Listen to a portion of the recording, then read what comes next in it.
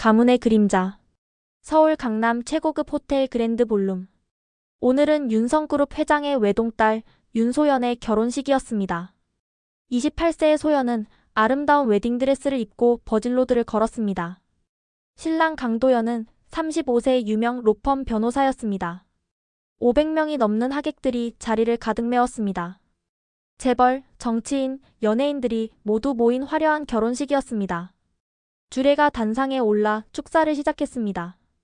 오늘 이 자리에 모인 여러분. 그 순간 볼룸 뒤쪽 문이 거칠게 열렸습니다. 30대 초반으로 보이는 여인이 들어섰습니다. 산발한 머리에 손에는 서류 봉투를 들고 있었습니다. 여인은 큰 소리로 외쳤습니다. 잠깐만요. 이 결혼은 무효입니다. 하객들이 술렁이기 시작했습니다. 여인은 단상으로 걸어가며 혼인신고서를 꺼냈습니다. 신랑은 내 남편입니다. 우리는 5년 전에 결혼했어요. 우리에게는 3살 난 아들도 있어요. 결혼식장은 순식간에 아수라장이 되었습니다. 소연은 도연을 돌아봤습니다. 이게 무슨 소리예요? 도연은 말을 잇지 못했습니다. 여인은 계속 외쳤습니다. 저는 강도연의 합법적인 아내 박미선입니다. 이 결혼은 중혼이에요. 경비들이 미선을 끌어냈습니다. 하지만 이미 모든 것이 엉망이었습니다. 소연은 웨딩드레스를 입은 채 무너져 내렸습니다. 윤 회장이 도연에게 소리쳤습니다. 당신 지금 당장 나가요. 도연은 경비들에게 끌려나갔습니다. 하객들은 수군거리며 자리를 떴습니다. 소연은 단상에 홀로 앉아 눈물을 흘렸습니다. 평생 꿈꿔온 결혼식이 악몽이 되었습니다. 다음 날 소연은 도연을 만났습니다.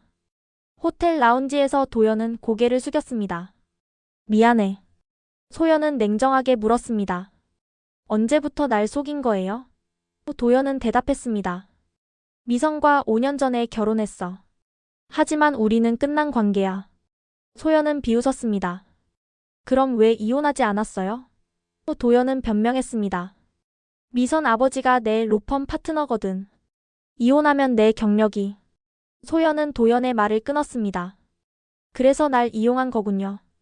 윤성그룹과 결혼하면 재산도 얻을 수 있으니까. 소연은 자리에서 일어났습니다. 다시는 내 앞에 나타나지 마세요. 집으로 돌아가자 아버지가 기다리고 있었습니다. 소연아, 결혼을 강행해야 한다. 소연은 믿을 수 없었습니다. 무슨 말씀이세요? 윤 회장은 단호했습니다.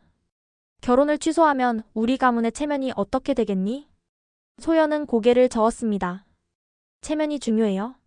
제 인생보다. 윤 회장은 목소리를 높였습니다. 넌 윤성그룹의 딸이야. 개인 감정보다 가문이 우선이다. 소연은 아버지를 똑바로 바라봤습니다. 제 인생은 제가 결정할 거예요. 소연은 방으로 들어가 문을 닫았습니다. 그날 밤 소연은 변호사를 불러 도연을 고소하기로 결심했습니다. 사기 결혼 중혼 시도. 모든 법적 조치를 취하기로 했습니다. 일주일 후 소연은 회사 사무실에서 서류를 검토하고 있었습니다. 비서가 들어와 말했습니다. 부사장님, 박미선 씨가 찾아왔습니다. 소연은 거절했지만 미선은 강제로 들어왔습니다. 윤소연 씨, 꼭 할 말이 있어요. 미선은 서류 봉투를 책상 위에 던졌습니다. 소연이 봉투를 열자 출생증명서와 입양 서류가 나왔습니다. 당신은 윤 회장의 친딸이 아니에요. 입양된 아이예요. 소연은 믿을 수 없었습니다. 거짓말이에요. 미선은 고개를 저었습니다. 제 남편이 조사했어요. 당신과 결혼하기 전에 배경을 파헤쳤죠. 서류에는 명확하게 적혀 있었습니다. 윤소연 생후 3개월의 입양. 소연은 의자에 주저앉았습니다. 왜 이걸 제게 알려주는 거예요? 미선은 냉소했습니다. 복수예요.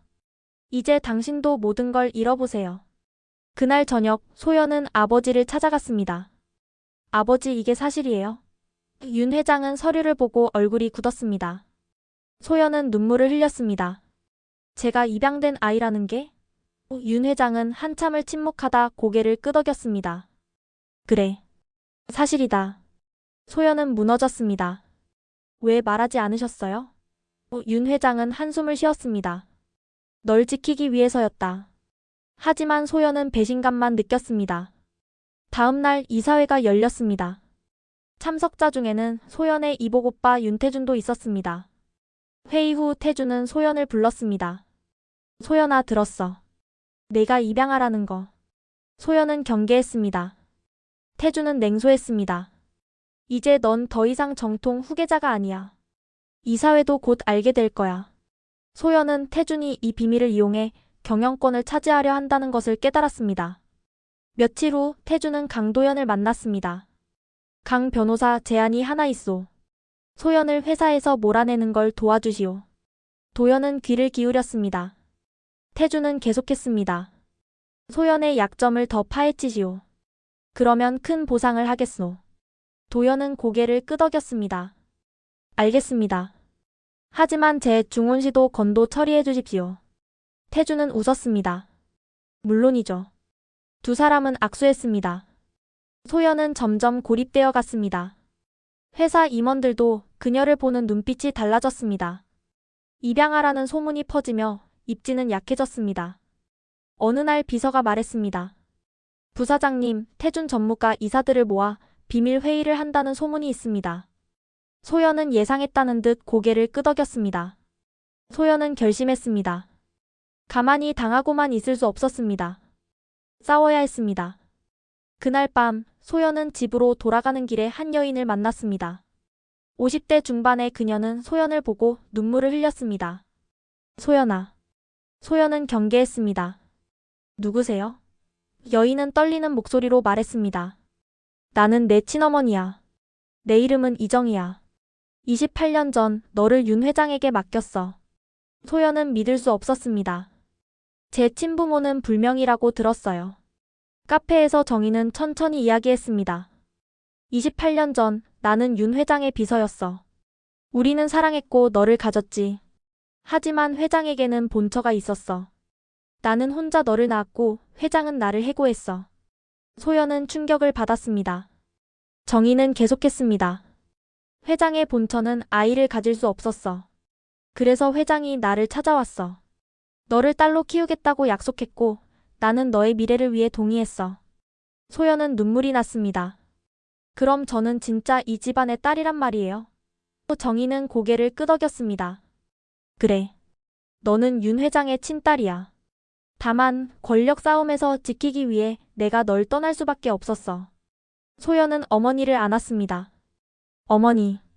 28년 만에 처음으로 친어머니를 만난 것입니다. 정희도 딸을 꼭 안았습니다. 미안해. 내 곁에 있어주지 못해서. 두 사람은 한참을 안고 울었습니다. 다음 날 윤성그룹은 또 다른 스캔들로 떠들썩했습니다. 태준의 아내 한지영이 기자회견을 연 것입니다. 제 남편 윤태준은 지난 2년간 박미성과 부적절한 관계를 유지해왔습니다. 지영은 증거 사진들을 공개했습니다. 태준과 미선이 호텔에 들어가는 사진, 함께 여행하는 사진. 지영은 눈물을 흘렸습니다. 저는 이혼을 요구합니다. 윤성그룹 주가는 폭락했습니다. 소연은 뉴스를 보며 놀랐습니다. 태준이 미선과 불륜 관계였다니. 모든 음모가 얽히고 설켜 있었습니다. 소연은 즉시 태준을 찾아갔습니다. 오빠, 이게 무슨 짓이에요? 태준은 비웃었습니다.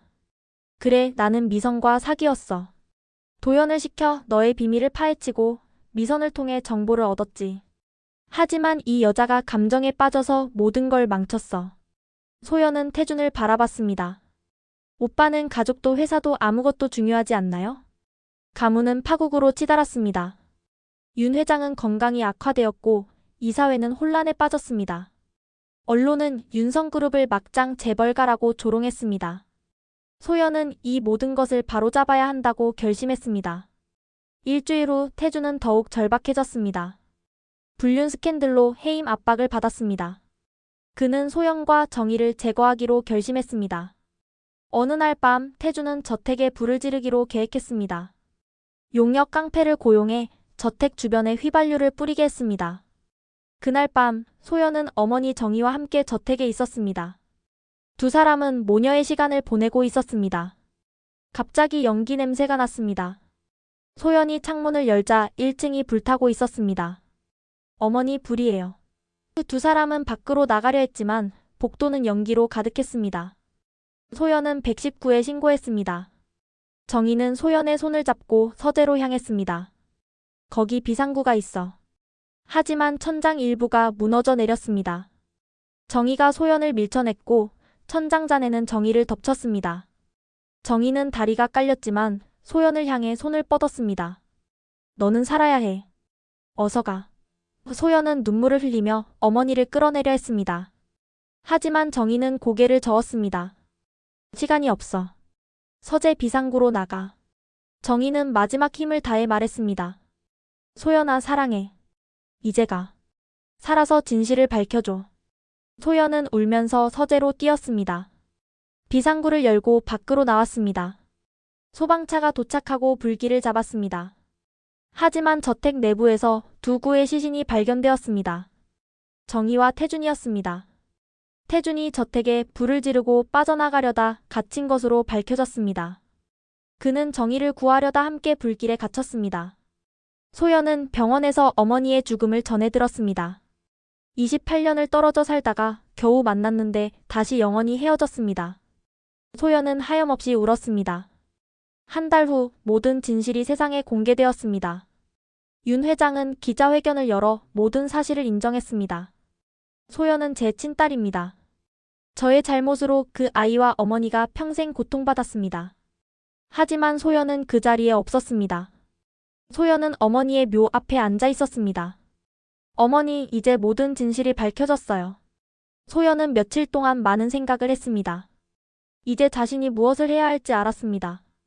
이사회가 열렸습니다. 이사들은 소연을 차기 회장으로 추대하려 했습니다. 하지만 소연은 거절했습니다. 저는 회사를 물려받지 않겠습니다. 이사들은 놀랐습니다. 소연은 침착하게 말했습니다. 이 가문은 너무 오랫동안 탐욕과 거짓에 지배당했습니다.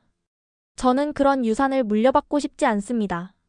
소연은 회사 지분을 모두 사회에 환원하기로 결정했습니다. 재단을 설립해 불우한 아이들을 돕는 일에 쓰기로 했습니다. 석 달 후 소연은 작은 사회복지관에서 일하고 있었습니다. 화려한 사무실 대신 소박한 책상. 하지만 소연의 얼굴에는 평화가 깃들어 있었습니다. 어느 날 한 미혼모가 아기를 안고 복지관을 찾아왔습니다. 도움이 필요해요. 소연은 따뜻하게 그녀를 맞이했습니다. 괜찮아요. 제가 도와드릴게요. 저녁에 소연은 어머니의 묘를 다시 찾았습니다. 어머니, 저는 이제 행복해요. 진짜 제 모습으로 살고 있어요. 소연은 생각했습니다. 진짜 유산은 돈이 아니라 진실을 마주할 용기였다. 가문의 그림자에서 벗어나 자신만의 빛을 찾은 것입니다. 복지관으로 돌아가는 길, 소연의 발걸음은 가벼웠습니다. 내일은 새로운 가족을 도울 예정이었습니다. 밤하늘에 별이 떠올랐습니다. 소연은 하늘을 올려다보며 속삭였습니다. 어머니, 저는 이제 괜찮아요. 어머니가 주신 사랑으로 다른 사람들을 사랑하며 살게요. 바람이 불었습니다. 따뜻한 바람이었습니다. 소연은 이제 자신만의 길을 걷고 있었습니다. 새로운 아침이 다가오고 있었습니다.